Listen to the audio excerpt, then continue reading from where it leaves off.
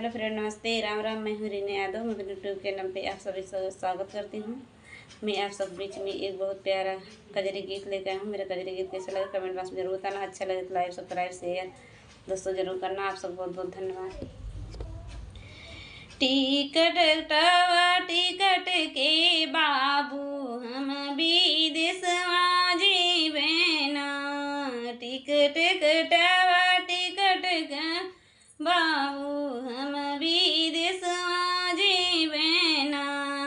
जो पिया तू जब विदेशवा गो पिया तू जब विदेशवा कैसे हुई रोपनियाना। जो पिया तू जब विदेशवा कैसे ये रोपनियाना।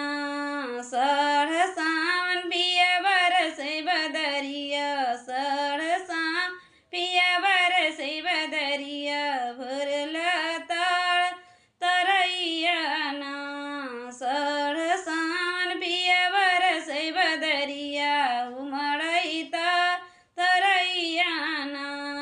कैसे या जब विदेशवा कैसे हुई रोपनियाना। सासु